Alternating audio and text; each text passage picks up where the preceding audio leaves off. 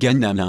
Le Ghana accuse le Burkina Faso d'embaucher des mercenaires russes Wagner, payant avec mine d'or. Publié le 16 décembre 2022 par Miadjo, le président du Ghana affirme que son voisin, le Burkina Faso, a donné une mine à des mercenaires russes en guise de paiement pour aider à combattre une insurrection. Rétablir les liens avec la Russie est à l'ordre du jour au Burkina Faso, qui a connu 2 coups d'État cette année. Le Burkina Faso aurait conclu un accord avec le groupe russe Wagner dans lequel le groupe de mercenaires de l'ombre aidera le pays d'Afrique de l'Ouest à faire face à la montée de la violence djihadiste en échange d'une mine. Le président ghanéen Nana Akufo-Addo a fait cette affirmation à propos du Burkina Faso voisin lors de sa visite aux États-Unis où il assistait au sommet États-Unis-Afrique. Parlant de la violence croissante liée à Al-Qaïda et à l'État islamique dans la région de l'Afrique de l'Ouest, Akufo-Addo a déclaré que le Burkina Faso avait attribué une mine au groupe Wagner comme moyen de paiement pour son déploiement de combattants dans le pays. À voir, Wagner, opérant sur notre frontière nord est particulièrement pénible pour nous au Ghana, a déclaré Akufo-Addo, lors du sommet de mercredi. Depuis 6 ans, le Burkina Faso lutte pour endiguer la violence djihadiste qui a tué des milliers de personnes, déplacé près de 2 millions de personnes et rendu des pans de terre inaccessibles. Le manque de confiance dans la capacité du gouvernement du Burkina Faso à contenir l'insurrection djihadiste a conduit à 2 coups d'État cette année. Après le dernier coup d'État de septembre, le groupe Wagner a été parmi les premiers à féliciter le nouveau chef de la junte, Ibrahim Traoré, soulevant des questions sur sa relation avec la Russie et sur l'importance du rôle qu'elle a joué dans sa catapultation au pouvoir. Des personnes proches de la junte au pouvoir au Burkina Faso ont déclaré que la pression montait depuis des mois sur le chef du premier coup d'État, le lieutenant-colonel Paul-Henri Sandaogo Damiba, pour qu'il travaille plus étroitement avec la Russie, mais il avait refusé.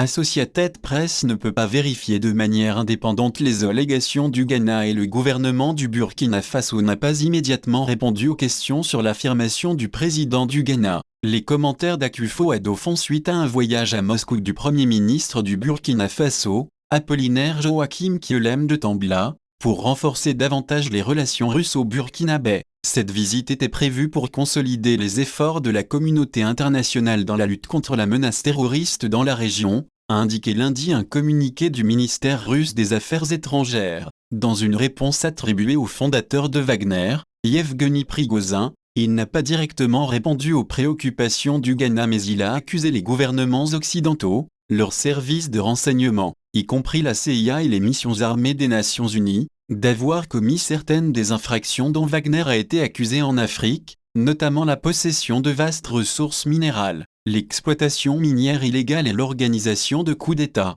Wagner doit être invulnérable pour protéger ceux que les faucons occidentaux tentent d'humilier, de voler ou de détruire, a-t-il déclaré. Plus tôt ce mois-ci, une nouvelle concession minière a été accordée à Nordgold, une société minière russe, qui opère au Burkina Faso depuis plus d'une décennie. Un permis d'exploration industrielle a été accordé à la société Nordgold Yimyugusa dans la province de Samatanga dans le centre-nord région, indique un communiqué du Conseil des ministres du Burkina Faso. On estime que l'accord de 4 ans apportera quelques 8 milliards de dollars au budget de l'État. Le Burkina Faso est l'un des plus grands producteurs d'or du continent. Nordgold et le groupe Wagner sont des sociétés russes, bien qu'il n'y ait aucun lien connu entre elles. Le rythme de la violence extrémiste islamique augmente au Burkina Faso et se rapproche de la capitale, Ouagadougou, ce qui pourrait rendre la junte désespérée favorable au soutien des mercenaires russes, a déclaré Lethal Khouri, PDG d'Intlonix Intelligence Advisory.